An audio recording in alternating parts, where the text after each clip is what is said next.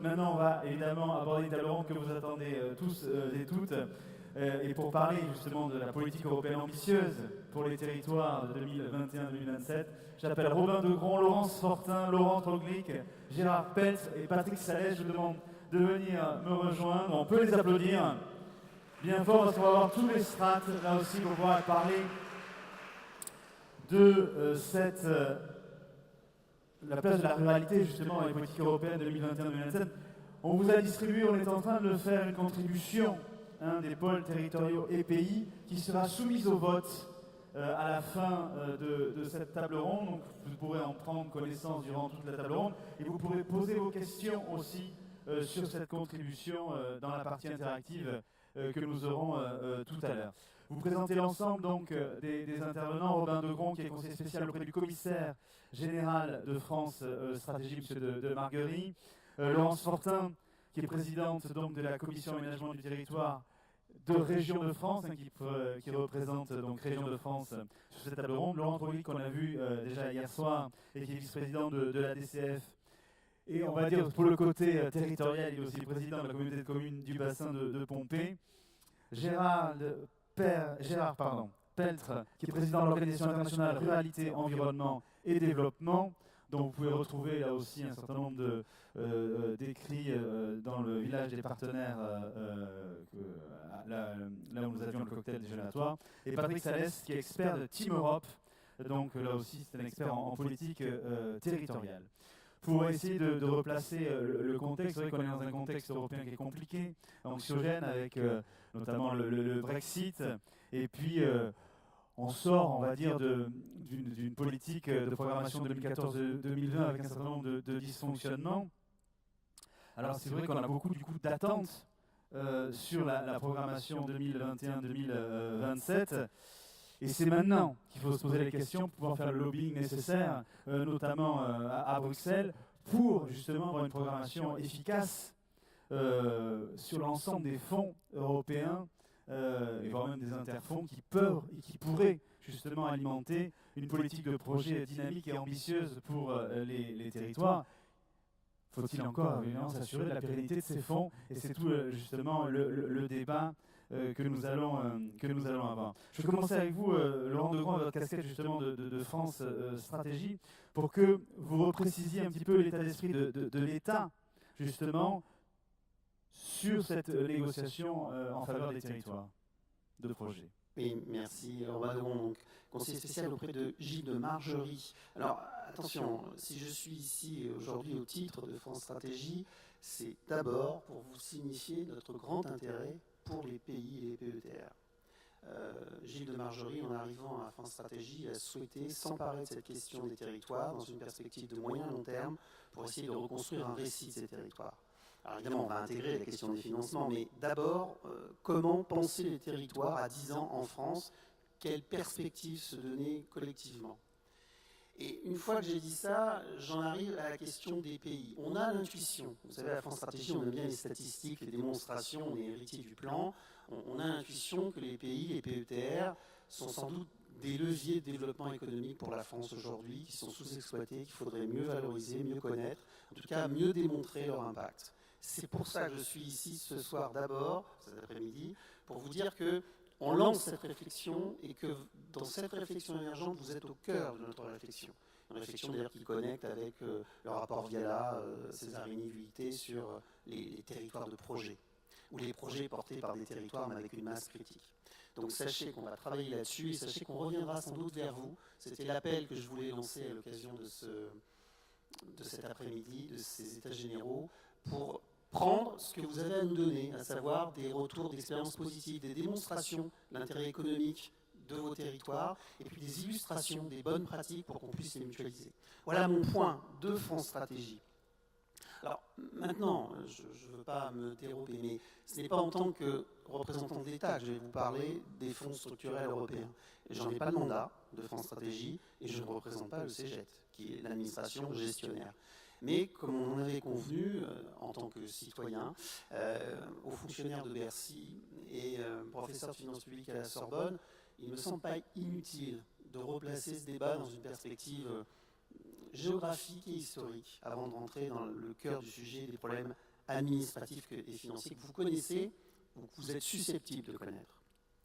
Donc c'est en tant, voilà, dans ce positionnement universitaire et avec la liberté de ton qui sied à l'universitaire. Sachez que de nombreux écrits, d'articles, de livres sont en train de sortir à l'automne sur cette question qui est évidemment centrale. Je vais repartir un peu de loin pour vous dire qu'en 1999, la Commission européenne, alors présidée par Jacques Santer, a sauté. Elle a sauté, la Commission Santer, sur le fait que le Parlement n'a pas accepté le vote de décharge du budget de l'Union européenne pour des questions d'irrégularité financière. Ça n'a l'air de rien, on est 20 ans plus tard, mais ça a profondément marqué l'histoire des institutions communautaires. Et ça explique, presque génétiquement, une espèce de crispation communautaire sur les questions financières au sens de la régularité du bon emploi des deniers publics. En 2004, l'Union, c'est une décision géopolitique majeure, s'est élargie à un certain nombre de pays de l'Europe centrale et orientale, Malte, Chypre, et puis plus récemment la Croatie. On a ouvert le champ et ces pays ont pleinement profité de la politique de cohésion, qui est une politique ancienne de l'Union, à partir de la programmation 2007-2013. Ça s'est plus ou moins bien passé. Il y a eu des projets plus ou moins utiles et puis surtout parfois des détournements de fonds. Pas seulement d'ailleurs chez les PECO, dans d'autres pays de l'UE 15. Il y a des régions, malheureusement, où les choses ne se sont pas passées comme elles auraient dû. Ça a renforcé la crispation d'une certaine façon. Et ça a généré une réglementation européenne, il faut bien le dire, je vous parle en tant que financier, André Rossino parlait de Bercy hier, de financiers connaisseurs un peu des pratiques de la Direction Générale du Budget de l'Union et de la DG Régio, ça a généré une réglementation épouvantable, en réalité, sur le plan administratif et financier, mais qui s'explique par cette crispation sur le bon emploi des deniers publics. Derrière, vous avez la Commission européenne, vous avez l'organisme de lutte contre les fraudes, le LAF, vous avez la Cour des comptes européenne, qui demande des comptes à la Commission européenne et aux États gestionnaires des fonds. Vous avez un système qui est craintif. Voilà. Alors, maintenant qu'on a dit ça, revenons dans la programmation 2014-2020 qui n'est pas terminée. Attention, on n'en sort pas, et c'est un point d'importance pour l'ouverture positive de nos débats. On est arrivé avec un certain nombre de réformes où on a changé les modes administratifs, les autorités de gestion, les autorités de contrôle, en France comme ailleurs, avec en France la particularité de la régionalisation de la gestion des fonds, qui n'était avant qu'une expérimentation plutôt portée par le Conseil général d'Alsace, le Conseil régional d'Alsace, pardon. Et puis on a changé les règles. On a passé ce qu'on appelle la règle de dégagement d'office à N+2 de N+3. C'est-à-dire qu'en gros, entre le moment où vous engagez la dépense et où vous la payez, puisqu'on est en crédit dissocié dans le sein de l'Union européenne, vous mettez 3 ans plutôt que 2. Ça, on va dire, distendu la tension sur la gestion des fonds structurels. Rajoutez à ça, c'est un grand classique de la négociation des cadres financiers pluriannuels, le fait que la négociation a pris du retard, il y a eu un peu de patinage. Et on est arrivé là, aujourd'hui, en tout cas on a des chiffres assez précis de 2017, puisque l'année est arrêtée, au constat d'une sous-exécution massive de la politique de développement régional au sens large, avec le FEDER, le FIDER, qui je crois au sens de vos préoccupations, mais d'abord le FEDER qui pèse le plus lourd en réalité en poids financier. Alors là, je vous renvoie à des travaux peu connus, mais publics et très précis de la Cour des comptes, qui publie chaque année, et notamment l'année dernière, ce qu'on appelle des notes d'exécution budgétaire, et en particulier la note d'exécution budgétaire sur le prélèvement sur recettes au profit de l'Union européenne. Un truc un peu techno, mais en gros, c'est les 20 milliards d'euros que la France envoie chaque année pour sa contribution RNB et TVA à Bruxelles et à la Commission. Et c'est en fait une fenêtre sur le budget européen, et je vous renvoie à ces documents qui sont publics, d'accès public. La Cour des comptes a caractérisé un énorme écart entre la tendance, on va dire la trajectoire idéale de décaissement des fonds et la réalité. Et là, on est embêté parce qu'il y a deux facteurs qui jouent de façon corrélée. Le premier, c'est les difficultés administratives que j'ai évoquées, qui valent dans beaucoup d'États membres, pas seulement en France. Et puis l'autre, c'est que dans beaucoup d'États membres, notamment en France, on a eu un problème de cofinancement.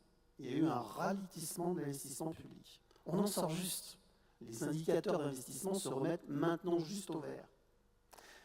J'en viens à mon point qui n'est pas qu'un point de remise en perspective historique, mais un point positif et pour l'avenir. J'ai été frappé hier, c'est pour ça que j'ai souhaité participer de ce débat citoyen d'abord, par une espèce de morosité, de marasme, de résignation par rapport à la gestion de ces fonds structurels 2014-2020 qui ne sont pas encore finis. J'allais dire, ce n'est pas le moment de mollir. C'est le moment, au contraire, de remonter à l'assaut avec des projets, de ne pas perdre espoir et de montrer que les fonds servent. Et on a 2 ans pour le faire. Et on a 2 ans qui vont correspondre au lancement de la négociation du prochain cadre. Il est important d'envoyer des signaux comme quoi les fonds sont utilisés et consommés maintenant. Parce que le coup d'après, et j'en terminerai là, c'est la négociation qui s'ouvre, avec un CFP hyper contraint sur les recettes. Le départ du Royaume-Uni, c'est le départ d'un contributeur net. Donc on a sur des plafonds d'engagement de dépenses qui baissent, et on a des priorités de l'Union européenne qui augmentent. Donc il faut démontrer que les choses sont utiles. Donc ne vous démobilisez pas maintenant. On a encore au moins 2 ans pour faire vivre la programmation 2014-2020. Voilà, merci de votre attention. Gérard Peltre, vous qui êtes président de l'Organisation internationale Régalité Environnement Développement, si on revient sur ces dysfonctionnements, parce qu'avant de parler de la programmation 2021-2027, vous avez raison, Robin Degon, il faut revenir sur ce qui a bien marché et ce qui a dysfonctionné. Il n'y a pas eu que ça finalement, il n'y a pas eu que ces 2 problèmes de cofinancement. Il y a aussi, en France en tout cas, la loi MAPTAM qui a aussi amené un certain nombre de confusions, en tout cas sur ces fonds, sur cette programmation. Alors ça, je pense que tout le monde peut s'en rendre compte, même si on est largement passé à côté de ce qui est sur la table en termes de possibilités en France. Parce qu'au moment où les fonds, cette période de programmation, s'installaient au niveau européen, en France, on faisait la réforme territoriale. La préoccupation, elle était là. On est largement passé à côté de ce qui est le cœur et qui donne des outils de pouvoir au territoire. Pouvoir de négociation. Premier élément, c'est qu'il y a un cadre stratégique commun dans lequel il est préconisé le développement territorial intégré. Ça va bien au PETR et pays. Il y a aussi la recommandation du multifonds. On s'est battu pour ces éléments-là. Mais ce qui était sur la table au niveau européen au début pour le multifonds, c'était faire en sorte que les différents fonds puissent se conjuguer pour financer des stratégies de développement local. Puisque le développement local mené par les acteurs locaux, dans les faits, remplace leader. Ces leaders, quand il y a plus de FEADER dans l'esprit de la Commission à ce moment-là, et c'est le développement local qui pouvait très bien être le développement local mené par les acteurs locaux, y compris dans des territoires ruraux, si ça avait été piloté par un autre fonds. Ça, c'était l'esprit dans les discussions qui étaient engagées. Et tout ça devait être co-construit avec les différents acteurs. Mais derrière tout ça, le développement local mené par les acteurs locaux, il y a un moment donné, ça ne permet pas d'accéder aux ressources budgétaires, au cofinancement européen, s'il n'y a pas des contractualisations d'objectifs avec les territoires de projet qui permettent de mobiliser avec de la visibilité suffisante des ressources budgétaires qui permettent d'aller chercher les cofinancements européens. Voilà un premier élément. Le deuxième élément sur lequel je voulais rebondir, moi je partage ce que vous avez dit sur les conséquences de l'évacuation entre guillemets de la commission Santerre. Mais il faut aussi ajouter que le passage à un moment donné des initiatives communautaires au mainstreaming, c'est-à-dire à la reprise par l'État de la gestion des fonds avec une responsabilité transférée, a aussi eu un effet mécanique qui a amplifié le premier. C'est avec ça que nous sommes. Et c'est la raison pour laquelle il va bien falloir, il ne faut pas oublier de construire, mais surtout de valoriser, moi je partage ce que vous avez dit, les possibilités budgétaires qui existent aujourd'hui, sans nier les complications qu'ont vécues notamment les acteurs leaders, et qui vivent encore. J'aimerais interroger justement Laurence Fortin. Je rappelle que vous représentez Région de France et que vous êtes président de la commission aménagement du territoire. Vous êtes élu du Conseil régional de Bretagne. Sur la proposition de M. Debron, sur comment finalement continuer à accompagner l'actuelle, je reste toujours sur l'actuelle programmation, et consommer les fonds. Est-ce que vous avez là aussi un positionnement par rapport à ça? Bien, bonjour à tous et à toutes. Peut-être là, plus prendre ma casquette de région Bretagne, de vice-présidente en charge de l'aménagement du territoire. Effectivement, où nous avons fait le choix de territorialiser les fonds européens sur l'esprit multifonds. Ce qu'on voit dans tous les cas, c'est qu'il y a des états d'avancement qui progressent quand même. Il faut aussi se mettre dans un esprit un peu positif, et je partage ce qui vient d'être dit, On n'est pas au bout de cette programmation. Nous avons des taux d'engagement qui vont nous permettre de se dire qu'on va être libéré du dégagement d'office, donc sur certains domaines, notamment je pense au FEDER, où on voit aujourd'hui qu'on est au plus tiers d'avancement pour nous en Bretagne. Donc on se dit qu'on avance et qu'on progresse globalement. Les structures sont là, les structures sont en place. Ce qui manquait après, sur notamment le leader, c'était, on va dire, la machine et le fait que autorité de gestion, autorité de paiement, ça n'a pas été simplifié. Enfin, je plaide moi pour quelque chose qui soit régionalisé complètement. La preuve, le FEDER, on sait le faire.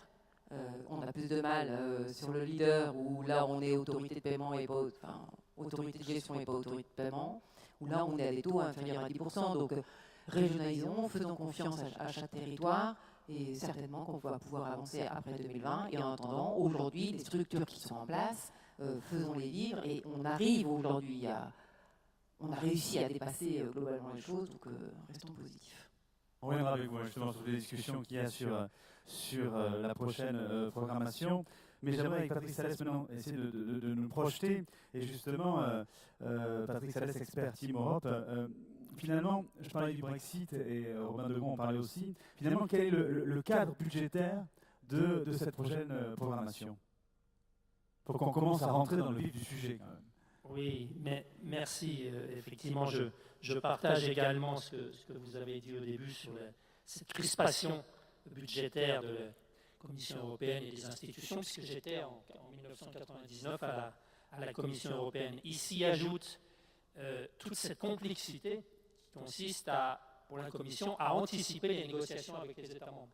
Et là, je vous reprends juste un petit peu, les négociations ont déjà commencé sur le cas. C'est pas dans 2 ans, ça a commencé.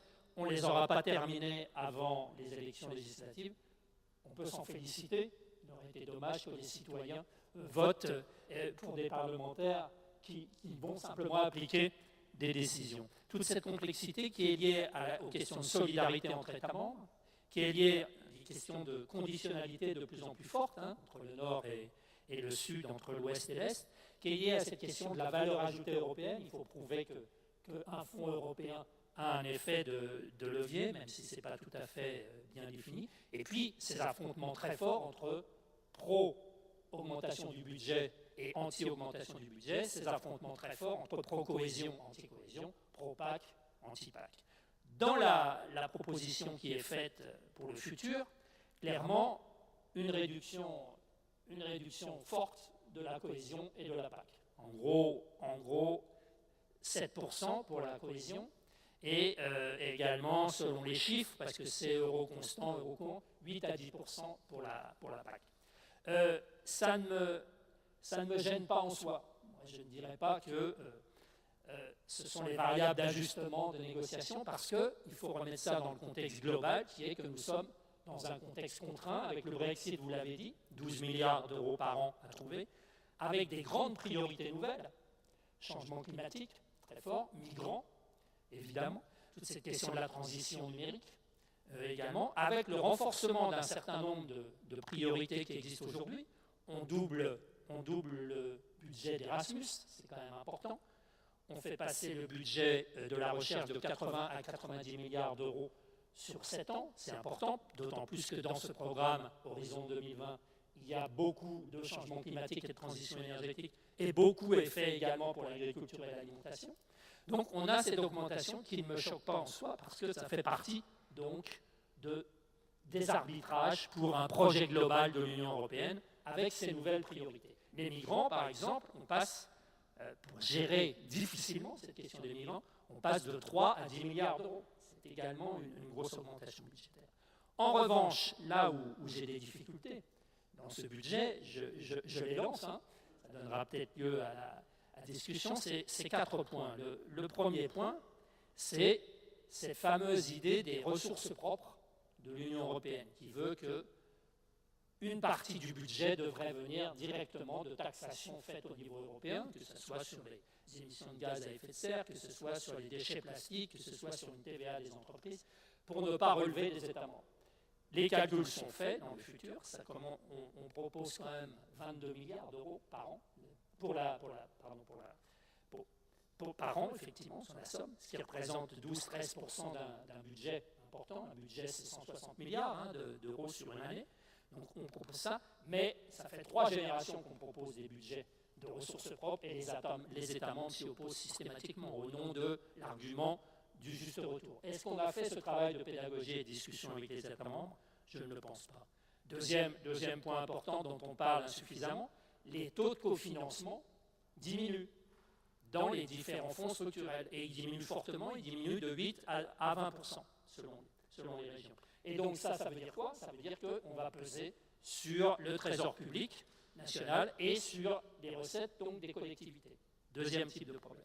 Troisième type de problème qui vous concerne plus directement, enfin les cofinancements comme ça aussi, la baisse qui est actuellement entre 15 et 17% du FEADER, du budget du FEADER, qui est inexplicable, d'autant plus qu'on augmente un certain nombre de catégories thématiques de ce projet, de ce budget FEADER. On va lui demander de faire beaucoup plus bien sûr sur le changement climatique, qui globalement passe de 20 à 30% du budget de l'ensemble des programmes, beaucoup plus sur les questions d'énergie, bien sûr en lien avec ça, beaucoup sur les questions d'installation et de transmission des terres, beaucoup sur tout ce qui est l'économie rurale. Et on diminue le budget. Et puis dernier point, je m'arrête là, la question pour ceux qui connaissent Interreg, on a parlé dans les ateliers d'Interreg, qui est quand même aujourd'hui le seul outil qui existe de véritable coopération entre territoires de part et d'autre des frontières ou entre régions qui n'ont rien à voir du point de vue géographique, il est diminué de 10%, alors même que lui aussi, on lui demande de plus faire, c'est-à-dire qu'il avait 3 volets jusqu'ici, je ne vais pas dans les détails, il y en a 2 supplémentaires, et alors même que, très sincèrement, le montant budgétaire est assez ridicule. En gros, on passe de 10 à 9 milliards, on fait une économie d'1 milliard sur un instrument qui est un instrument fondamental de coopération entre territoires. Merci.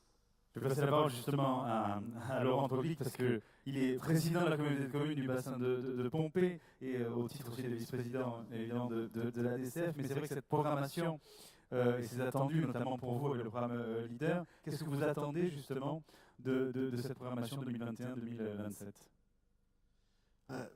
La politique européenne de cohésion et en tout cas les programmes ont eu des effets de levier. Ils ont permis quand même de financer, d'accompagner un certain nombre de développements territoriaux, de grands projets.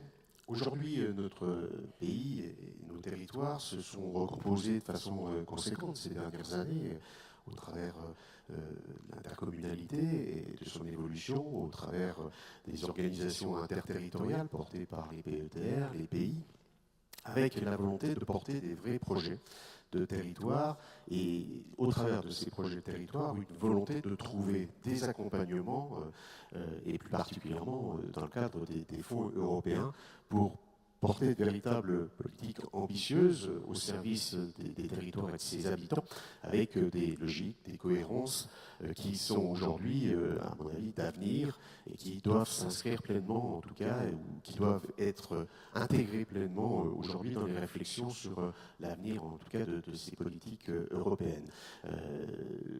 Il serait dommage, finalement, que l'organisation territoriale, et plus particulièrement dans notre pays qui a fait une marche forte ces derniers temps, ne puisse pas, au travers de cette nouvelle organisation, trouver au sein de l'Europe une réponse adaptée, adéquate et attendue. En même temps, on peut dire que c'est aussi un enjeu démocratique. Aujourd'hui, où nous allons engager bientôt des élections au niveau européen, mettre en avant ce que l'Europe peut apporter dans le cadre des développements de nos territoires paraît, à mon avis, un discours essentiel et fort à porter. Laurence Fortin, j'ai une question. On a parlé évidemment du contexte budgétaire de ces fonds. On comprend bien évidemment que dans un contexte contraint, ces fonds vont diminuer. Mais sur la gouvernance même de ces fonds, est-ce qu'aujourd'hui, Région de France, on sait que la discussion avec le gouvernement est un petit peu compliquée aujourd'hui. Est-ce que sur ce sujet-là, qui est un sujet quand même stratégique pour la France, est-ce qu'il y a une discussion sur ne serait-ce que la notion de plus ou moins de subsidiarité par rapport à la gestion de ces fonds-là ?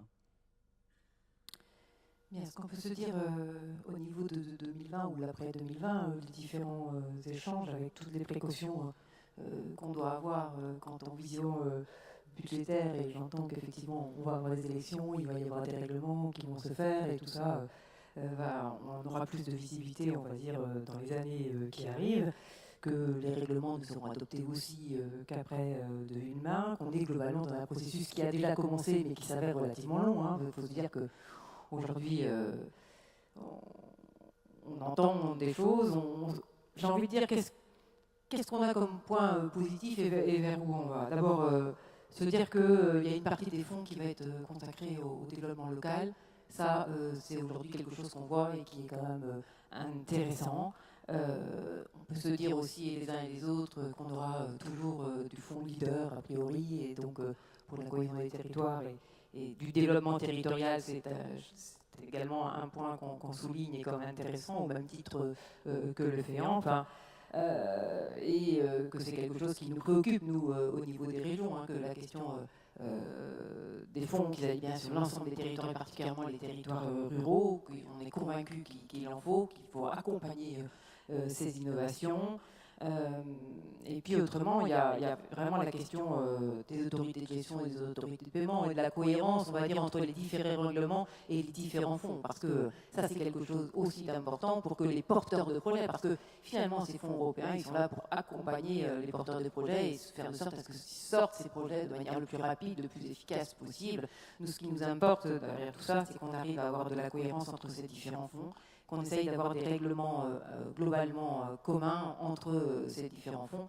Ça veut dire aussi que sans doute une même façon de travailler est importante, parce qu'il sera compliqué d'avoir des règlements communs avec des autorités de gestion et des autorités de paiement différentes. Alors après, effectivement, toutes ces questions-là nous interpellent. Ce qu'on peut se dire au niveau des régions de France, la satisfaction aussi, c'est que globalement, toutes les régions vont être concernées par ces fonds.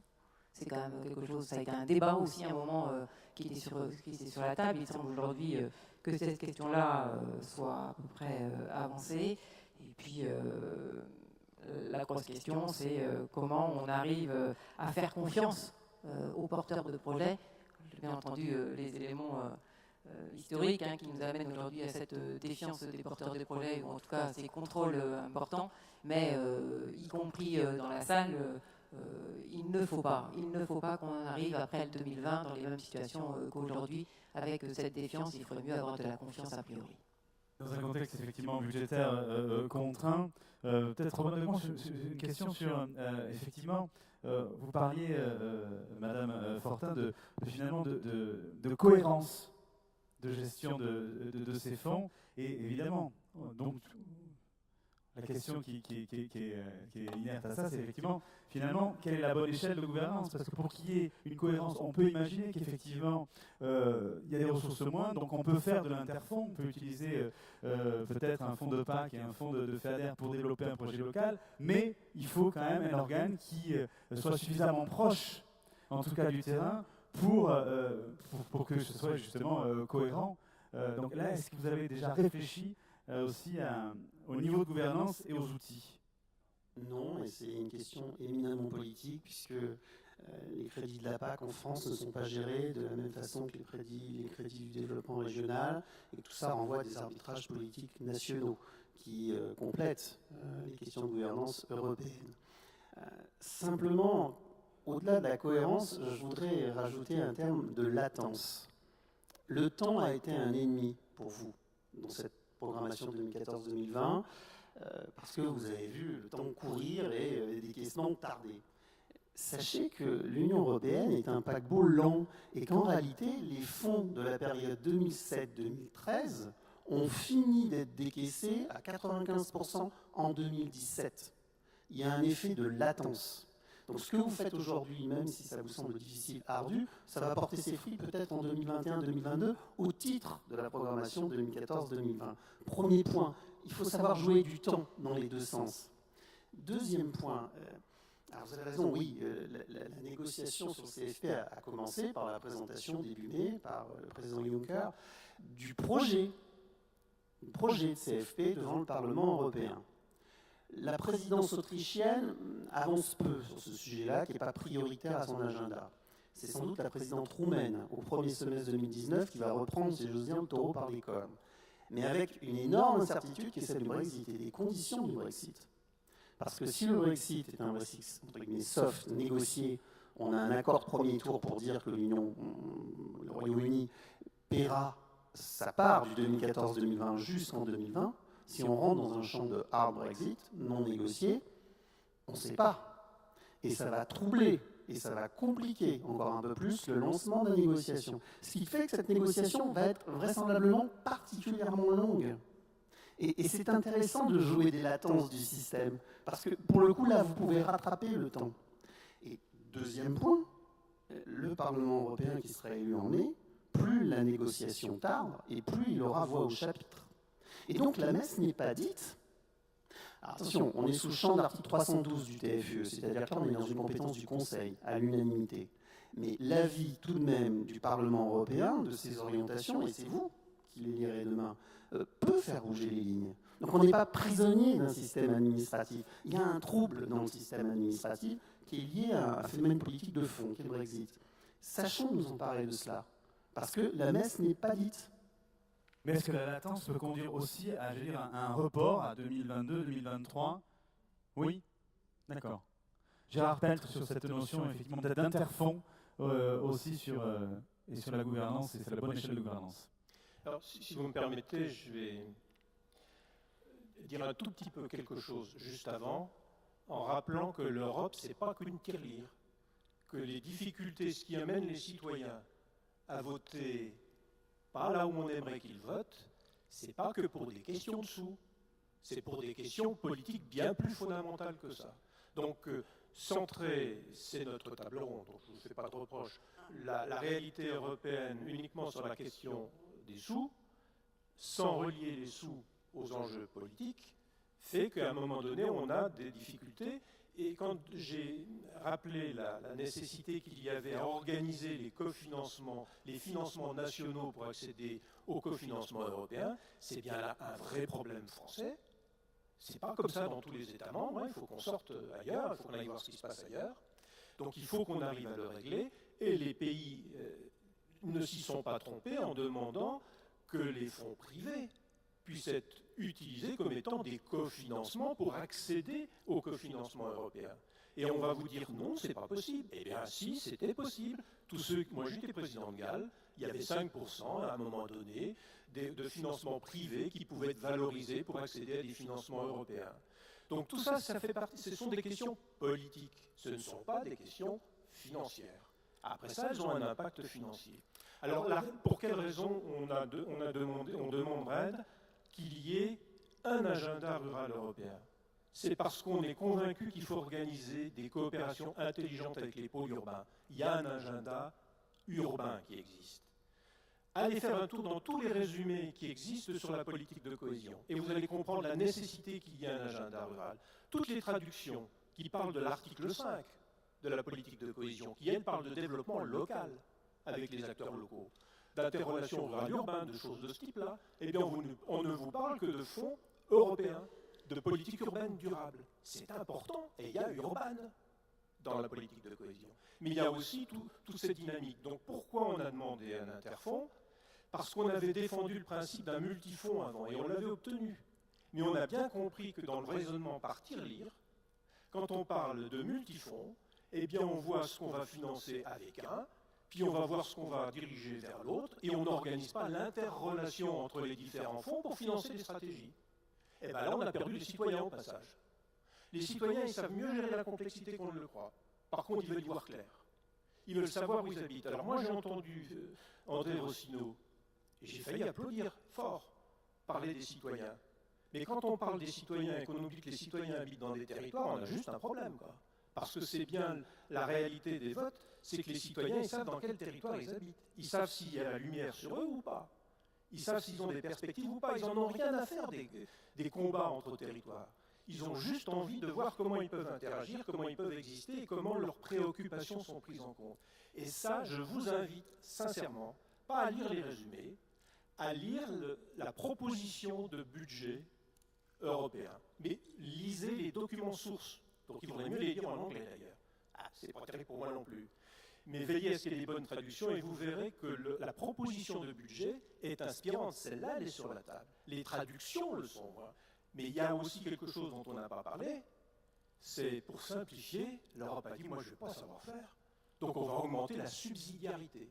Ça veut dire qu'on va, mais sur la base d'objectifs de résultats partagés, on va faire en sorte que les États, et quand on dit les États et qu'on est en France, on espère dans une bonne dynamique partagée avec les régions qui savent de quoi elles parlent aussi à la manœuvre, hein, donc que les États vont mettre en œuvre ces politiques-là.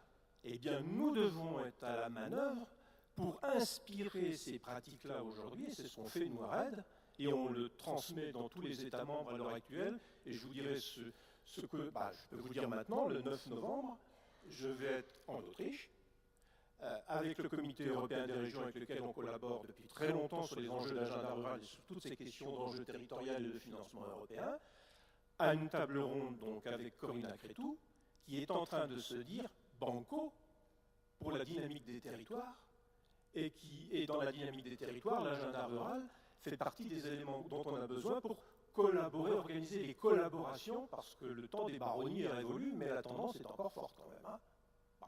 Donc voilà où on en est, entre guillemets, aujourd'hui, et je pense qu'il y a des perspectives, mais il faut se mobiliser en comprenant l'agenda européen d'un côté, les calendriers de l'autre, et travailler avec tous les acteurs et pas uniquement un seul, et voir dans les politiques européennes toutes les possibilités de financement qui existent. N'oubliez pas que quand on parle de migrants, il y a la politique de voisinage. Et coopérer avec nos voisins, donc la sécurité est dedans maintenant, mais il y a la politique de voisinage. Il y a énormément de possibilités dans le budget européen. C'est pour ça qu'il faut le lire.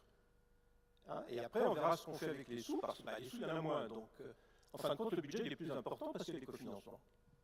Patrick Salez, même question sur la gouvernance des fonds pour que justement que ce soit une politique cohérente et adaptée au territoire, parce que ces fonds, mine de rien, peuvent être aussi être un outil de cohésion territoriale. Oui, j'allais intervenir dans le sens de Gérard, nous sommes en connivence depuis de longues années, parce que vous annonciez pendant la journée que nous allions parler fonds européens cet après-midi. Non, fonds européens, c'était hier dans l'atelier.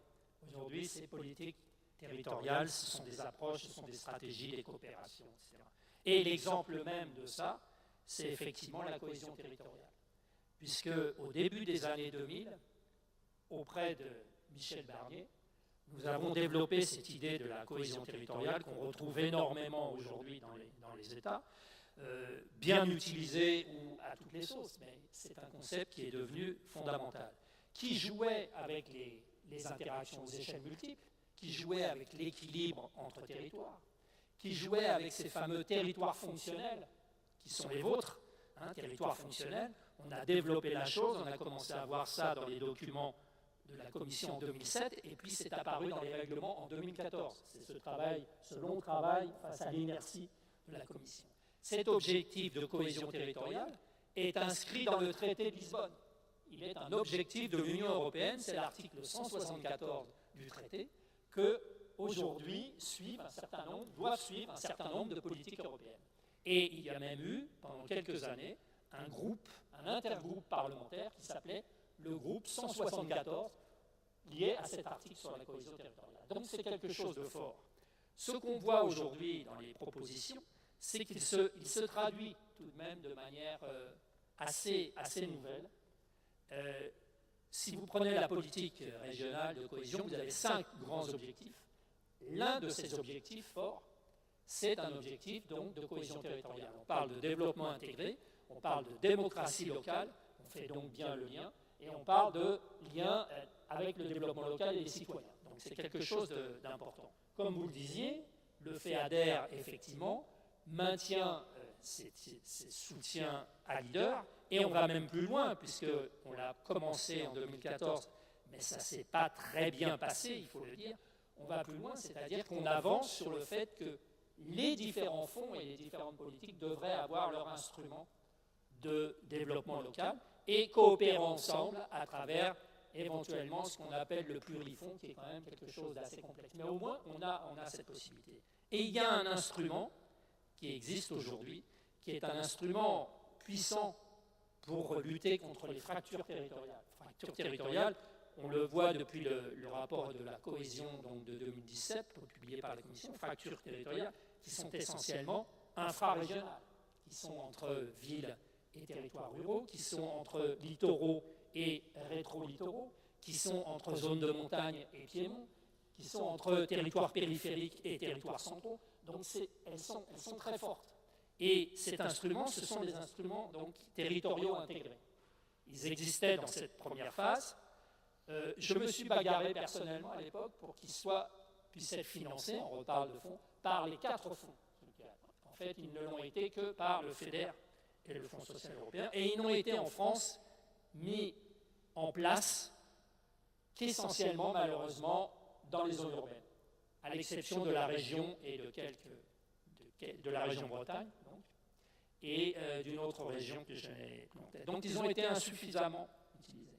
Je pense qu'il y a nécessité de construire sur cet instrument qui existe encore, de faire du lobbying pour qu'il devienne contraignant, pour qu'il devienne utilisable pour tous les types de territoires, donc multifonds, et pour que les régions appuient les territoires tels que les vôtres dans cette demande. Parce que je terminerai là-dessus. Je me souviens d'avoir participé à la plénière de l'ARF, à l'époque c'était l'ARF, avant Région de France, où ici même, un président de région me disait au café, on vient de récupérer la gestion du FEDER et en partie du FEADER, ça n'est pas pour laisser partir les ITI dans les territoires infrarégionaux.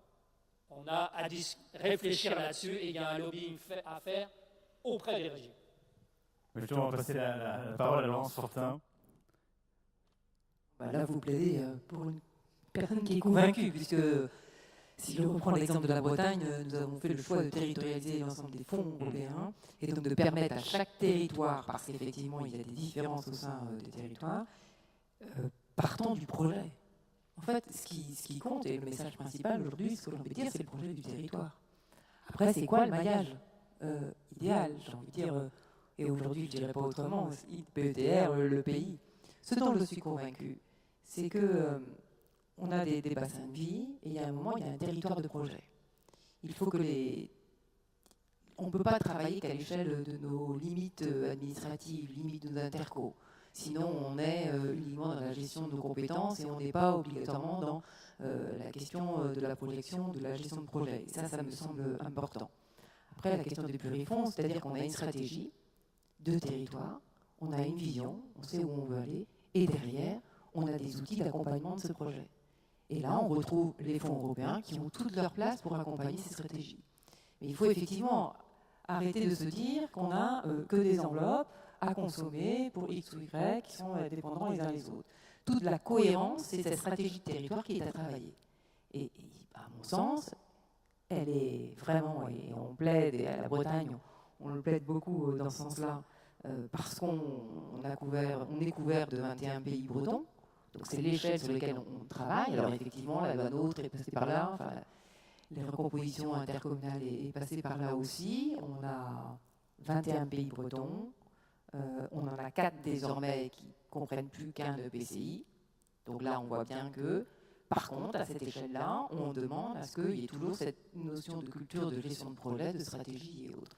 Donc dès l'instant où on arrivera à avoir des stratégies, l'ensemble des territoires peuvent être accompagnés ensuite avec les fonds européens. Ça, je veux rester optimiste sur ce point-là, et c'est surtout travaillons. Restons pas uniquement sur notre territoire, petit territoire, regardons bien. Faisons de la coopération publique, privée, associons les citoyens dans nos décisions, dans nos modes de décision.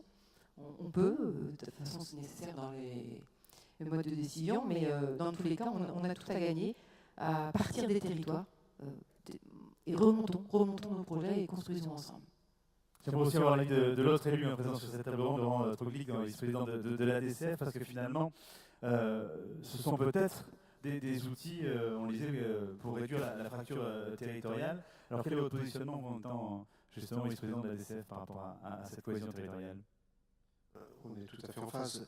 L'ADN de la DCF depuis très longtemps, c'est comment un territoire construit un projet et puis voit comment il le porte, à quelle échelle pertinente et dans quelle co-construction. et bien entendu, derrière, avec quelle gouvernance. Nous sommes très au fait aujourd'hui que les financements, quels qu'ils soient, ne sont pas obligatoirement dans des perspectives d'évolution positive, et que, bien entendu, aujourd'hui, il faut pouvoir porter nos stratégies de la façon la plus intelligente, la plus co-construite et la plus pragmatique territorialement.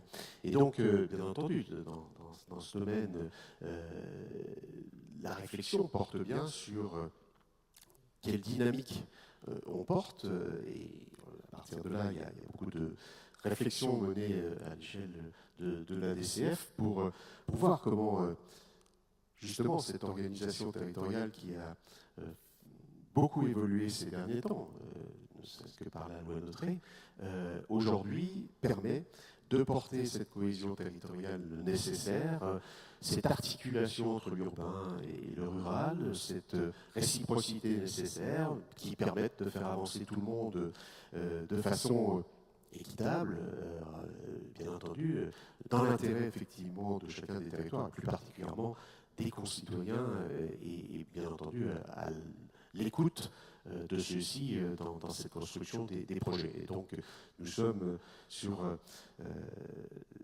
en tout cas, la volonté, non pas de nous renfermer sur nos périmètres intercommunaux, parce qu'on sait bien que sur les problèmes de mobilité, sur les problèmes d'habitat, sur les problèmes économiques, il y a des dimensions qu'il faut prendre aujourd'hui en compte, y compris même à l'échelle européenne. Et voilà, vice-président du département de Meurthe-et-Moselle, je suis très attentif à tous les projets Interreg qui se portent, puisque la Meurthe-et-Moselle est de ce fait un pays avec des relations frontalières fortes, bien entendu. Donc, on le voit, mais je pense qu'en plus, aujourd'hui, on est dans une évolution fortement positive dans cette vision et dans cette nécessité aujourd'hui de porter de vraies stratégies qui permettent de construire nos territoires et de mieux les inscrire dans l'avenir de demain. Robin Degrand, je rappelle que vous êtes conseiller spécial auprès du commissaire général de France Stratégie. Là, je vous ai interrogé à cette casquette-là. On parlait effectivement de politique de cohésion territoriale.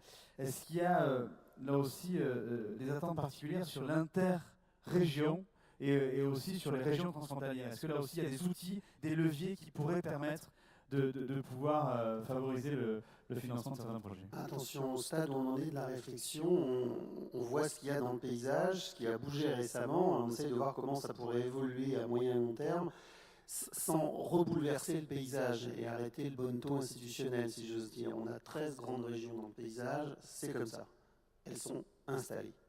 On a un certain nombre de départements, avec des départements qui s'interrogent par rapport à leur positionnement, par rapport à quelques métropoles, par rapport aux coopérations interdépartementales. La question est ouverte, mais loin d'être tranchée. Et puis, toujours dans des éléments de constat très factuels, on sort effectivement d'une deuxième génération de schémas départementaux de coopération intercommunale qui a tout de même fortement, pour employer une litote, remanié la carte, où on a quand même perdu 40% d'intercommunalité, on est passé à peu près de 2000 à 1200. C'est considérable, il faut le temps des territoires, c'est aussi pour ça qu'on s'inscrit dans le temps long, parce qu'il faut, comme disait Brodel, le temps de la durée, de la longue durée, et il faut que les territoires ils digèrent ces réformes qui ont été fortes. Maintenant, il faut continuer d'avancer, et c'est là où, mais la réflexion n'est qu'émergente, on se dit que l'interterritorialité et tous ces outils peuvent être une solution de continuité, pour continuer d'avancer, porter des projets avec des financements globalement plutôt contraints, mais des projets intelligents avec l'ensemble des acteurs qui ont chacun leur légitimité. Donc, que ce soit le bloc communal, avec le niveau de la commune, éventuellement des communes nouvelles, le niveau d'intercommunalité et le niveau supra des pôles métropolitains, des pays, des PETR. Donc voilà, nous, notre souci, c'est déjà prendre le temps d'observer, de prendre l'acte des réformes profondes et de se dire qu'est-ce qu'on peut améliorer sans bouleverser. Parce que je crois que tout de même, nos citoyens, vous autres, êtes sans doute attachés à des repères. Que à force de changer de repères, on se perd. Voilà, nous, notre réflexion. Donc, évitons de faire le grand soir encore de la réforme territoriale. Optimisons le système tel qu'il est, et je pense que les pays sont un outil d'optimisation. Gérard Pelt, vous parlez tout à l'heure effectivement de la nécessité d'avoir un agenda rural européen. Est-ce que vous pouvez nous parler, parce que je sais que vous y avez contribué, de justement le document qu'on a distribué à tout le monde, à toutes les personnes présentes ici, la contribution des pôles territoriaux et pays sur la place justement de la ruralité dans les territoires? Oui, je vais être votre voix, hein, en la commentant un tout petit peu si ça peut être nécessaire. Déjà, ce que je tiens à vous dire, c'est qu'on peut agir avec l'Europe, mais il faut se mobiliser pour faire des propositions concrètes. Et c'est sur quoi on est. Donc le premier élément, c'est que vous avez souhaité que le FEADER, je vais le dire avec mes mots, réintègre le cadre stratégique commun. Bonne remarque. C'est vrai que dans la construction actuelle, la PAC est partie, s'est échappée du cadre stratégique commun, a monté ses propres orientations, sa propre démarche, sauf pour Leader, où elle dit, pour Leader, on veut bien que l'approche Leader réintègre les dialogues avec les autres fonds. Sauf que ce n'est pas tout à fait assez suffisant quand on fait du développement et qu'on veut aller vers du plurifonds ou un interfonds. Deuxième élément, et vous avez raison, parce que quand on est dans des approches de stratégie, il faut pouvoir avoir accès à tout, et la logique agricole, y compris si on raisonne que cette approche agricole, elle doit effectivement percoler avec le reste aussi, sur l'aspect des circuits courts qui est bien dans le FEADER. Le deuxième élément, c'est que vous avez considéré que pour le soutien au développement des zones rurales dynamiques, qui est un des éléments inscrits effectivement dans la PAC, qu'il y ait donc dans le second pilier 3 thématiques prioritaires. Ça, c'est vous qui le dites. Je vous dis, attention, ça peut être dangereux que d'exprimer les choses comme ça. Engagement en matière d'environnement et de climat et autres engagements en matière de gestion, donc l'installation des jeunes agriculteurs et jeunes entreprises rurales et les investissements. Donc ça, c'est votre remarque. Il n'est peut-être pas utile de trop spécifier, puisque de toute manière, derrière, tout ça va s'organiser dans les fonds. Le futur GAL Leader doit pouvoir librement choisir leur stratégie. Bonne remarque, et il faut effectivement agir pour qu'il en soit ainsi. C'est dans l'esprit de la cohésion, mais c'est aussi un esprit dans toutes les recommandations du budget. Le développement local mené par les acteurs locaux, c'est ça, Leader, aussi. Donc ça veut dire qu'il faut pouvoir le revendiquer, il faut parler aux autorités de gestion, État et régions. Le cofinancement public obligatoire du FEADER est un frein pour les projets portés. Je l'ai exprimé déjà tout à l'heure, j'avais bien repéré que vous l'aviez indiqué. Il est nécessaire, donc, dans ces cadres-là, il puisse y avoir également des cofinancements privés pour organiser les partenariats publics-privés dont on était en train de parler. Dans la politique de cohésion économique, sociale et territoriale, un pourcentage des fonds devrait être réservé au développement territorial intégré. Sage précaution et demande justifiée. Je ne suis pas certain que vous l'obteniez parce que ce qu'on va vous rétorquer, et on ne sait pas trop comment on va pouvoir dire le contraire, c'est que il y a ça pour Urban, en disant, il y a donc Leader avec 5% du côté du FEADER, on a mis la même chose pour les villes dans la politique de cohésion. Sincèrement, ce n'est pas ça forcément le problème. Ce qu'il faut, c'est qu'on ne soit pas exclu, et ça, il faudra veiller dans le cadre de la subsidiarité pour qu'il en soit ainsi. Le développement territorial intégré doit permettre une synergie des stratégies rurales et urbaines. Oui, c'est inscrit dans les orientations du budget. Vous le demandez, il va falloir le défendre véritablement pour que ça ne passe pas à la trappe. Et la nécessité d'avoir des soutiens financiers à l'ingénierie, c'est plus que nécessaire, vos remarques. Il va falloir les défendre, mais il va falloir aussi évoluer en faisant en sorte que dans les organigrammes des structures, y compris des PETR, vous avanciez dans une logique d'ingénierie affectée à des dynamiques de projet dans le cadre de la mise en œuvre des stratégies, pour avoir aussi un accès facilité aux ressources budgétaires, pour pouvoir ensuite les justifier dans le cadre des contrôles notamment et d'autres éléments de ce type-là. Les instruments financiers européens sont un levier vital du développement des territoires. Ils doivent toutefois s'articuler avec les subventions dans une optique de complémentarité. Moi, je suis membre du comité de dialogue civil sur le développement rural et du steering group du développement rural européen en même temps que national. Ça fait partie des débats qui sont engagés. L'instrument, complémentarité. Mais dès qu'on entend parler des éléments de ce type-là, surtout quand à Cork c'était sur la table, c'est parce que comme on ne connaissait pas l'impact du Brexit, et on ne le connaît toujours pas vraiment, Donc on disait peut-être bien qu'on va remplacer les subventions par les instruments. Donc votre remarque, elle est tout à fait justifiée. L'accessibilité aux programmes sectoriels européens, et notamment Horizon Europe, et je vous ai parlé de tout ce qui va avec la politique de voisinage et l'ensemble de ces autres programmes-là, doit être facilitée au territoire, et là aussi un soutien à l'ingénierie. Je renvoie à votre autre remarque qui est tout aussi évidente. Et vous avez souligné la nécessité d'un agenda rural européen assorti d'un interfonds. Eh bien là, moi, j'ai une information à vous donner pour vous montrer qu'on peut interagir avec l'Europe. Le 3 octobre dernier, ça ne pouvait pas mieux tomber, le Parlement européen a voté notre proposition dans le cadre d'une résolution qu'on avait portée avec l'intergroupe rural RUMRA, zone rurale de montagne et isolée, dont on a été les initiateurs avec le mouvement européen de la ruralité, on est membre de son bureau, de son board, et bien le Parlement, le 3 octobre, a voté la proposition d'agenda rural. Ce qui ne veut pas dire qu'il existe. Ce qui veut dire que le Comité européen des régions le soutient, ce qui veut dire que le Parlement européen le soutient, ce qui veut dire que Corina Cretu, qui était là lors du vote, a dit banco. Est-ce qu'on ne pourrait pas faire un séminaire chez moi en Roumanie, juste en même temps que la présidence roumaine, banco, et juste avant les élections européennes, pourquoi pas? Voilà des choses tout à fait intéressantes et utiles, en disant que cette perspective rejoint la plus-value des PETR. Effectivement, vous l'avez vu dans ma contribution et dans la petite note que j'ai faite, les PETR sont en tout point au cœur de ces enjeux stratégiques, et c'est la raison pour laquelle il ne faudra jamais opposer les structures du bloc communal, commune, communauté de communes, mais il ne faudra jamais non plus dire que les PETR peuvent être remplacés dans ces dynamiques, puisqu'ils ont une fonction particulière à organiser. Je précise qu'on prendra vos questions, évidemment, à l'ensemble de nos invités, mais d'abord, j'aimerais que Patrick Salès et notre ami Laurent Troguic puissent réagir. Oui, merci. Quatre points rapidement sur ce document. Le premier, très simplement, cette fameuse sortie du FEADER de l'ensemble des règlements, c'est une vieille histoire du fait de la dualité du FEADER. Le FEADER est le deuxième pilier de la PAC. La PAC, c'est sectoriel. Le FEADER, c'est un fonds territorial qui essaie de mettre en place une approche intégrée. Et donc, il y a toujours eu cette idée que le FEADER pouvait quitter la PAC pour rejoindre la politique d'aménagement du territoire avec le FEDER. Après, c'est une question de guerre entre départements, entre directions générales.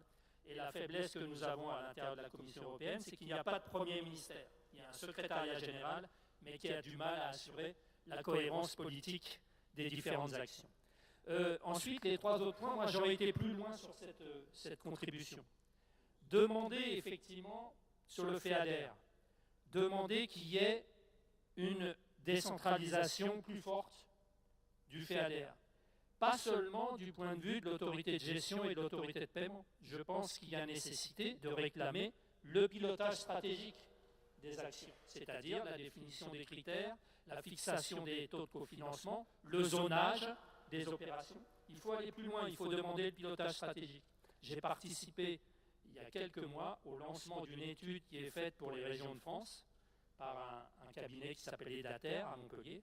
Et l'idée, c'est que les régions, grâce à ce travail, se préparent à avoir, entre guillemets, des biscuits pour pouvoir négocier avec l'État sur le pilotage stratégique. Parce qu'il y a beaucoup de mesures du FEADER qui, même si elles sont décentralisées, sont encore pilotées fortement au niveau national.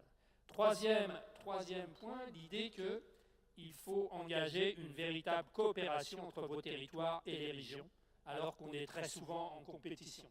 Je ne vais pas dans le détail, j'ai quelques exemples de gestion de leader pour avoir participé au montage de projets leader.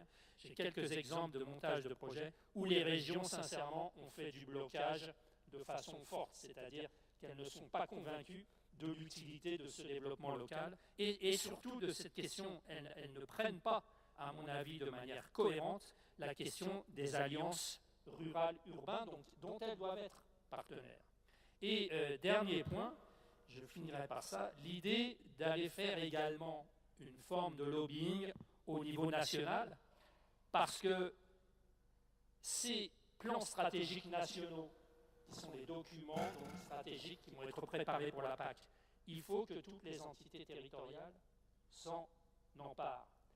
On a dans la période précédente, mis en place au niveau de la Commission un outil qui me semblait intéressant, qui s'appelait le code de conduite. C'était l'idée qu'on allait pousser les États, on ne peut pas pousser à la décentralisation, on peut inciter à la décentralisation, mais on peut pousser au partenariat. Et on allait pousser les États à accepter qu'il y ait une implication forte des différents territoires et types de territoires à l'ensemble du processus des programmes, c'est-à-dire dès l'expression des priorités. Or, qu'est-ce qui s'est passé jusqu'ici, on le sait, avec l'ex-CGET, c'est-à-dire la DATAR, on avait en gros 2-3 mois pour faire remonter les besoins territoriaux des régions et des collectivités qu'on voulait bien faire participer, et puis la DATAR faisait son arbitrage. Non, il faut qu'il y ait une vraie participation au montage de ces projets, ces programmes nationaux, de toutes les entités territoriales, dont les vôtres. Laurent Troglio. Simplement, par rapport à ce qui vient d'être dit, ça me fait faire un constat. Moi, je suis dans un territoire, le bassin de Pompée, qui est un exemple de réindustrialisation, qui finalement a inscrit son développement et son évolution dans le cadre du pays du Val-de-Lorraine, à l'époque créé par Jacques Chérec, alors ministre de l'aménagement du territoire en 89. Et dans cette stratégie qui essayait d'articuler ce territoire avec toujours la même forme d'ailleurs, qui continue ce qu'on appelle un papillon, le corps du papillon urbain et les plateaux, les ailes, plateaux plutôt ruraux, pour une cohérence de développement. Et je me rends compte que l'inscription qui était portée, ou en tout cas la vision qui était portée par Jacques Chérec, il y a ça maintenant pas loin de 30 ans, est toujours d'actualité, puisque finalement elle s'inscrit à l'échelle régionale, elle s'inscrit à l'échelle européenne pour le développement d'un territoire et finalement voilà, on a un débat qui est toujours d'actualité, même si, et je reconnais par rapport au temps qu'il met à se mettre en place, le temps est souvent différent de celui qu'on imagine dans les projets qu'on souhaite porter. La latence, on retiendra là aussi ce vocabulaire. Vos questions à nos différents élus experts. Il va falloir que vous fassiez du sport et que vous montiez tout en haut, mais justement ça va aussi favoriser l'oxygénation de votre corps, jeune homme. Donc je peux plier plus vite quand même. Voilà, donc je vous demanderai également de vous présenter.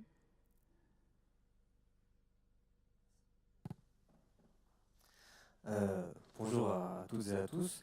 Donc, je m'appelle Alexandre Pachin et je suis étudiant en Master 2 Sciences de l'Éducation à l'Université de Lorraine. Et donc, nous, par rapport à ces ateliers, on nous a demandé de faire des petites synthèses par rapport à ce qu'ils disaient. Et par conséquent, ça me permet de faire le lien avec ce que vous avez dit. Et ça tombe bien, puisque moi, j'étais sur l'atelier Territoire de projet à fond pour l'Europe. Donc, monsieur a dit qu'on parlerait plus de tout ce qui est bénéfique, donc par rapport à ces fonds. Donc, juste me permet de faire une mini-synthèse de ce qui est ressorti finalement de cette jeu d'après-midi d'hier. Donc, faire de la francophonie comme un levier de développement local, développer les partenariats publics-privés, donc ça rejoint effectivement ce que vous avez dit, effectuer un travail important avec et entre les filières professionnelles, revenir sur les valeurs qui ont guidé leader, pérenniser le personnel technique accompagnant vu le niveau de technicité acquise par l'expérience, favoriser les retours, favoriser les partages de retours sur expérience. Donc il y avait beaucoup d'autres choses qui ont été dites. Voilà, j'ai sélectionné quelques petites choses. Donc voilà, c'était juste pour faire ce petit commentaire. Et secondo, j'aimerais juste faire un petit commentaire sur l'Erasmus, dont monsieur a parlé tout à l'heure. Il se trouve que moi, en fait, j'ai fait un programme Erasmus+, qui s'appelle le Service volontaire européen. Je ne sais pas si tout le monde connaît ici dans la salle. C'est un programme qui est assez peu connu. Et donc du coup, lorsqu'on parle de territoire de projet mobilisé pour une politique européenne, pour moi, il vient aussi justement le fait de parler de cet Erasmus. Donc j'ai été accompagné par le Christelle, le Centre Europe Direct, dans mes démarches pour effectuer cet Erasmus. Et donc on parle dans le titre justement d'une ambition. Et donc l'Erasmus est reconnu dans le cadre universitaire. Beaucoup de personnes partent dans le cadre d'études supérieures. Mais il se trouve que moi, j'ai fait donc cet Erasmus dans un cadre hors universitaire. Et alors, c'est très personnel, mais il me semble que beaucoup de personnes ne connaissent pas l'Erasmus hors cadre universitaire et le service volontaire européen. Enfin voilà, c'était juste pour apporter un petit témoignage, pardon. Et donc du coup, ma question ce serait comment renforcer la communication et donner plus de visibilité à de tels programmes. Voilà, merci. Et ben, peut-être que notre ami Patrick Salès peut nous parler justement de la communication. Oui, effectivement, bon, je disais que le budget allait doubler pour Erasmus. L'idée, c'est effectivement, beaucoup de gens connaissent Erasmus, mais considèrent que c'est effectivement uniquement pour les étudiants. Or, ça s'est développé, vous le savez, et l'idée est de l'ouvrir à de nombreux autres types, effectivement, de publics. C'est important. Ça relance l'idée, effectivement, de la communication. Alors, sans prêcher pour ma paroisse Team Europe, ce sont 40 intervenants, dont je fais partie au niveau français, qui sont en contrat avec la représentation permanente de la Commission européenne à Paris, mais qui portent leur propre parole. Vous avez vu que je suis critique quand je estime que la Commission peut mieux faire. Et il y a de nombreux domaines où elle peut mieux faire. Et nous faisons des interventions bénévoles dans des conférences sur nos différents sujets de compétences, c'est une chose. Mais derrière ça, il y a dans les régions, et là aussi on ne le sait pas suffisamment, il y a les maisons de l'Europe et il y a les centres d'information Europe Direct qui sont censés donc animer, organiser donc une communication auprès du grand public. Et ce sont eux qui ont mené les fameux dialogues citoyens dont on a parlé hier et fait les fameuses consultations citoyennes auxquelles donc Chantal Joanneau a fait référence en début d'après-midi. Je rappelle peut-être en complément. Très rapidement, ce qui me permettra de rebondir sur ce que Chantal Joanneau a indiqué, la meilleure des communications, c'est celle pour les sujets desquels on a participé.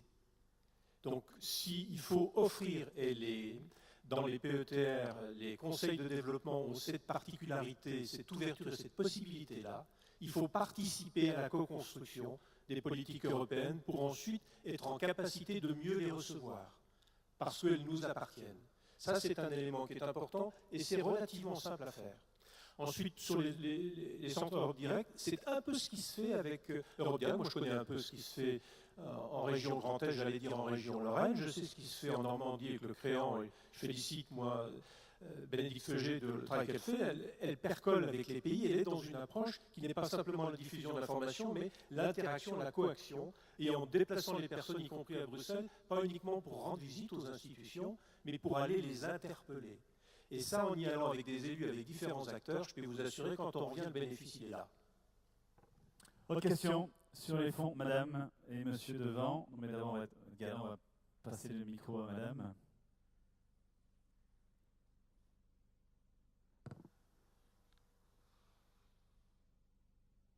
Oui, dans votre titre, vous dites « Territoire de projet mobilisé pour une politique européenne ambitieuse ». Moi, j'estime que les territoires de projet ont des politiques ambitieuses et que c'est la complexité des fonds européens qui fait que les projets n'ont plus une aura nécessaire, enfin l'aura qu'ils voulaient avoir. Et moi, je parlerai, on n'a pas entendu aujourd'hui le mot simplification. Et je pense que la simplification des démarches pour monter des dossiers, pour payer des dossiers. Je pense qu'il faut peut-être aussi réfléchir là-dessus pour la prochaine programmation. Je pense que Laurence Fortin peut effectivement aussi vous répondre sur cet aspect-là, parce que je pense aussi ce que demande Région de France sur la simplification des modalités de mise en œuvre. Oui, effectivement, si on a oublié de le dire, c'est vraiment une erreur dans l'après-midi, parce que ça fait partie des gros objectifs que nous avons au niveau de Région de France. Simplifier.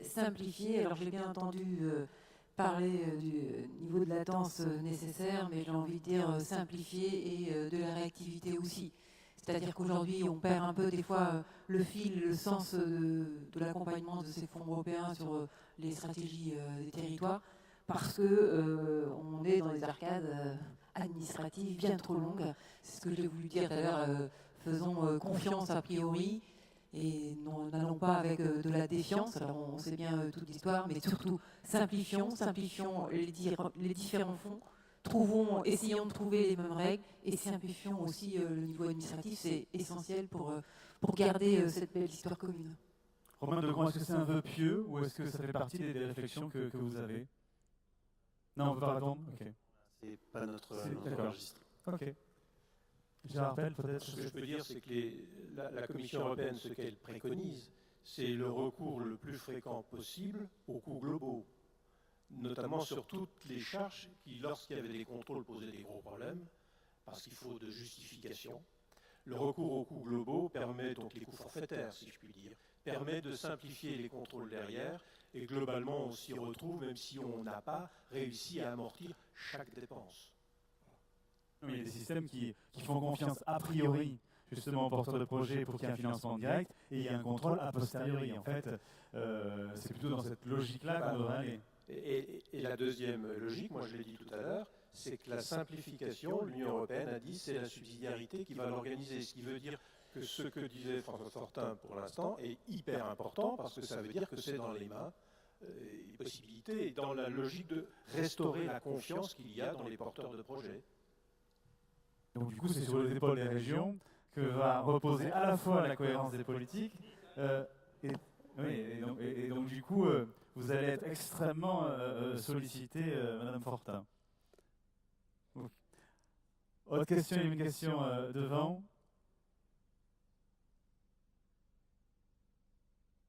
Merci. Juste peut-être une suggestion, une remarque et puis une annonce. La suggestion, c'est que je trouve que la contribution qui est faite et qu'on vient de nous remettre, peut-être qu'il aurait été souhaitable qu'on puisse en discuter un peu plus dans les ateliers. Enfin, je ne me suis pas présenté, excusez-moi, Claude Grivel, je suis président de l'Union nationale des acteurs du développement local. Et par ailleurs, j'habite dans cette région et j'ai été élu aussi dans cette région.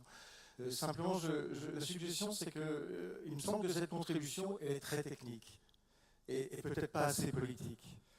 Et il me semble qu'il serait souhaitable, comme l'évoquait un peu tout à l'heure Chantal Joanneau quand elle parlait de l'aspiration de nos concitoyens dans le cadre du débat public, à poser la question du modèle de développement. Il faudrait peut-être se risquer à évoquer ça. Alors je sais que c'est compliqué à l'échelle européenne, mais très objectivement, si nous, les territoires de projet, les représentants des acteurs locaux, on ne pose pas cette question de quel modèle d'Europe nous voulons et de quel modèle de développement nous voulons construire ensemble, eh bien on passe quand même à côté des choses et on met les outils devant les orientations politiques. Donc je crois que la question des territoires de projet, enfin il me semble que l'histoire du développement local le démontre, on a des territoires qui se sont développés parce qu'ils se sont d'abord reconnus dans une certaine forme de solidarité, dans une certaine forme d'ouverture au monde, dans une certaine forme d'accueil des nouveaux habitants, et peut-être aujourd'hui, pourquoi pas, des migrants. Donc c'est cette orientation-là qu'il faudrait peut-être pouvoir insuffler. Il me semble qu'il y a un discours qui est un peu trop techno, et peut-être pas assez volontariste, alors que nos concitoyens aspirent à ce changement. Et je pense que si on s'inscrit dans une démarche très forte de transition aujourd'hui, si on attend, on pose cette question du modèle de développement dans lequel nous sommes, et ça suppose qu'on ose aborder les questions de la transition énergétique, certes, de la transition écologique, mais aussi de la transition démocratique, et voir de la transition dans le monde agricole. Comment on peut imaginer ne pas remettre en cause le modèle de développement agricole dans lequel nous sommes au niveau de l'Europe aujourd'hui? Comment imaginer ne pas réfléchir au devenir et à la gestion de la forêt? Donc, c'est des questions qu'il faut pouvoir intégrer dans nos territoires de projet et oser en parler. Donc, je me permets de le faire et je termine sur une annonce. À la fin du mois de novembre, les 26 et 27 novembre, nous organisons, grâce au concours de nos partenaires, de la Caisse des dépôts, du CGET, de Territoire Conseil, nous organisons des rencontres entre les territoires qui se sont inscrits dans les démarches de transition, et nous avons organisé donc ces rencontres territoriales sur cette thématique-là, transition et conduite coopérative du changement. Je pense que c'est ce message-là qu'il faudrait qu'on puisse réussir à porter ensemble, le 26 et le 27 novembre prochain, à Paris, à la Halle Pajol. Vous êtes tous invités, et bien évidemment à inscrire aussi dans le débat que nous aurons inévitablement l'an prochain dans le cadre des élections européennes. Voilà, merci. Très clairement. merci en tout cas de cette contribution qui est tout à fait justifiée. Vous rappelez que là aussi, si vous voulez continuer à nous donner votre avis, vous pouvez le faire. Vous avez le flashcode où vous avez le www.vote.d21.me/ANPP, mais on vous a remis évidemment ce papillon là pour pouvoir continuer à réagir et donner votre avis sur ces 2 jours des États généraux. Je vais vous remercier, mesdames et messieurs, d'avoir participé à ce débat. Je crois qu'on peut l'applaudir parce que c'est un débat qui est très technique, mais qui est au cœur, justement, de l'ambition de ces territoires de projet.